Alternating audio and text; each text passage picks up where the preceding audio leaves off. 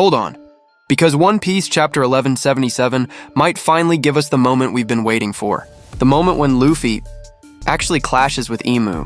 Alright, this one is gonna be insane. Let's break it down.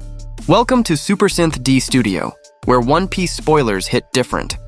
If you live for wild theories and hype breakdowns, hit that like button, drop a comment, give that hype energy, and don't forget to subscribe. Let's dive in.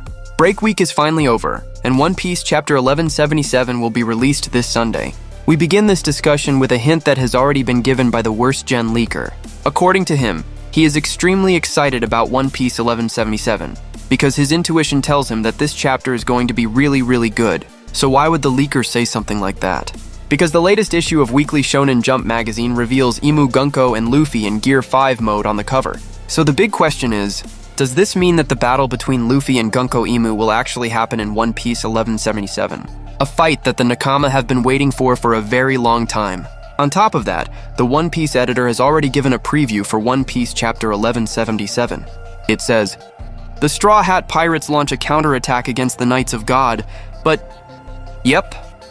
It's becoming clearer and clearer that the epic battle between the Straw Hat crew and the 3 members of the God Knights in Elbaf is about to begin. Based on the hints that have been shared by the leakers, let's try to predict what might happen in One Piece Chapter 1177. The story continues right after the events of the previous chapter. We see Zoro, Hajrudin, Stansen, Dorry, and Brogy finally attacking the giants who were affected by Domi Reversi in a brutal way. They target the heads and the hearts of those monsters so that each attack they land will instantly kill them, because now they already understand how to free the giants from that demonic curse. If those monsters are not killed in a single strike, then they will simply regenerate again. Eventually, Zoro and the others manage to free all of the giants from the Domi Reversi curse, which means there is now only one remaining problem in Elbaf: defeating the 3 demons, also known as the 3 members of the God Knights. Yep, the real problem that Zoro faces in the western village of Elbaf isn't the giants affected by Domi Reversi.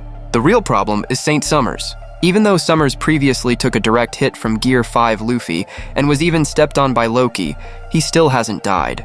We can see this from Emu's expression, which showed no sign of pain at all when Sommers was hit by those attacks. That means Sommers is still alive. However, his regeneration ability slowed down after being struck by Luffy's attack, coated with Haoshoku Haki. And the battle between Zoro and the Domi Reversi giants gave Sommers enough time to regenerate and fully recover his body. Once he recovers, Sommers will definitely target the children again. Because if he can capture them as hostages, the mission of the God Knights in Elbaf will become much easier. They can use the children as leverage to threaten the giants of Elbaf, preventing them from fighting back. But that will not happen again, because Zoro is now ready to fight Saint Sommers. Meanwhile, in the Walrus School and Owl Library area, the fire there has finally been successfully extinguished. After receiving a brutal kick from Sanji, Killingham is definitely going to be furious. Even though Killingham can instantly heal all of his injuries, since Sanji didn't attack him using Haoshoku Haki, there is something that made him absolutely furious. His helmet was destroyed.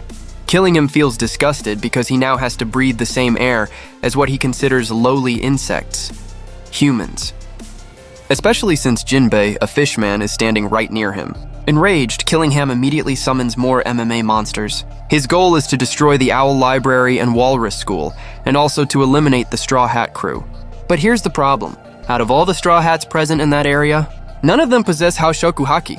So the question becomes, how will Sanji's group defeat Saint Killingham, who possesses immortality-like powers? The scene then shifts to Luffy and Loki's area. Emu looks extremely annoyed when seeing the Black Dragon Nidhogg and Nika forming an alliance. Still controlling Gunkko's body, Emu immediately moves to attack Nidhogg. But Luffy suddenly stops Emu's attack. "Joy Boy!" Emu shouts. Once again, Luffy is confused because he is being called Joy Boy. Previously, the giant robot Emeth also called him Joy Boy back on Egghead Island.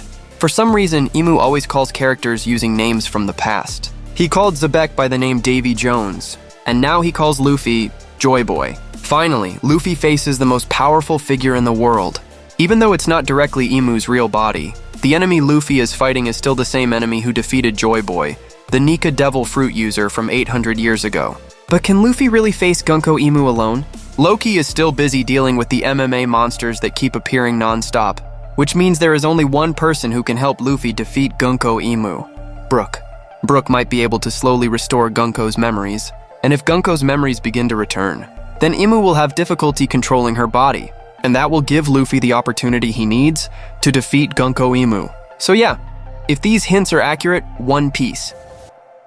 Chapter 1177 might be the chapter where the war in Elbaf truly explodes. The Straw Hats are launching their counterattack against the God Knights. Zoro is preparing to fight Saint Sommers. Sanji's group must find a way to defeat the immortal Killingham, and at the center of it all, Luffy might finally begin his clash with Emu.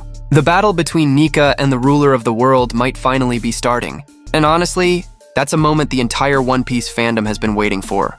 But now I want to hear your thoughts. Do you think Luffy can actually defeat Emu while she's controlling Gunkko's body?